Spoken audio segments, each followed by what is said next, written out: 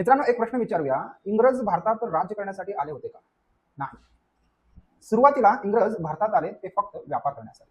पण पुढे याच व्यापारी कंपनीने भारताच्या राजकारणात हस्तक्षेप केला, युद्धे केली आणि हळूहळू भारताच्या मोठ्या भागावर आपली सत्ता प्रस्थापित केली. पण हे नेमकं घडलं कसं? चला अगदी सोप्या भाषेत समजावून घेऊया. इसवी सन 1600 मध्ये इंग्रजांनी ईस्ट इंडिया कंपनीची स्थापना केली. या कंपनीचा मुख्य उद्देश भारतासह आशियाई देशांशी व्यापार करणे हा होता. कंपनीने सुरुवातीला मुघल बादशाह जहागीर यांच्याकडून भारतात बिझनेस करण्यासाठी, व्यापार करण्यासाठी लायसन्स म्हणजेच परवानगी मिळवली. यानंतर इंग्रजांनी भारतात आपापल्या व्यापारी वखारी म्हणजेच व्यापार केंद्र, बिझनेस सेंटर स्थापन करण्यास सुरू केले. म्हणजेच सुरुवातीला व्यापार करायला लागले, त्यानंतर त्यांचे सेंटर तयार केल्या, वखारी तयार केल्या आणि नंतर राजकीय हस्तक्षेप करायला सुद्धा सुरुवात केली. इथूनच इंग्रजांचा सत्तेचा सुरुवात झाला. मग इंग्रजांना भारतात पूर्णपणे सत्ता स्थापन करण्यासाठी एकच नव्हते, दुसरा एक देश होता फ्रेंच आणि इंग्रज यांच्यात संघर्ष असायचा की भारतात सत्ता स्थापन करायचा, भारतात व्यापार करायचा.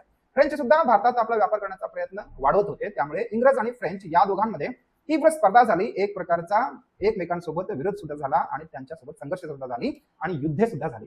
अशी 3 युद्ध झाली. या 3 युद्धांना कर्नाटक युद्ध असंही म्हणतात. शेवटी इंग्रजांनी 3ऱ्या युद्धात फ्रेंचचा पराभव केला. यामुळे भारतात इंग्रजांचा प्रमुख असा युरोपीय प्रतिस्पर्धी जवळजवळ संपला. आता इंग्रजांसमोर भारतात आपली सत्ता वाढवण्यासाठी मोठी संधी निर्माण झाली. आता सुरुवात कुठून झाला? इंग्रजांचे लक्ष बंगालकडे होता. इंग्रजांनी भारतात सत्ता वाढवण्यासाठी बंगालची निवड का केली? म्हणजे बंगाल काय महत्वाचा आहे? कारण बंगाल ही त्या काळातील भारतातील अत्यंत समृद्ध असा प्रांत होता.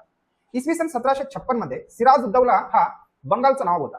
मग या सिराजुद्दौला बंगालचं नाव असल्याने ईस्ट इंडिया कंपनीने या नावाची अजिबात परवानगी न घेता कोलकाता येथील आपल्या वखारी भोवती तटबंदीत करण्यास सुरुवात केली. सिराजुद्दौलाने याला विरोध केला आणि त्यामुळे सिराजुद्दौला आणि इंग्रज या दोघांमध्ये संघर्ष सुरू झाला आणि त्यांच्यात युद्ध सुद्धा झाला. यात सिराजुद्दौला याची जीत झाली. सिराजुद्दौला जिंकला आणि इंग्रज हारले.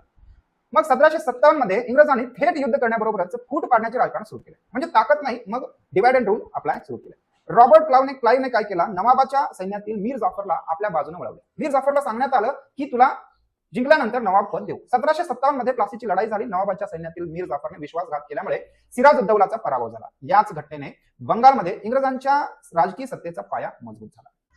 मग जसं ठरलं होतं, इंग्रजांनी सांगितलं होतं की मीर जाफरला नवाब बनवतो, म्हणून प्लासीच्या लढाईनंतर इंग्रजांच्या मदतीने मीर जाफर बंगालचा नवाब बनला. परंतु आता बंगालचा नवाब इंग्रजांच्या प्रभावाखाली होता. त्यासाठी इंग्रजांनी व्यापारासाठी अनेक सवलती मिळवल्या, पण मीर जाफरला इंग्रजांच्या वाढत्या हस्तक्षेपाचा त्रास होऊ लागला.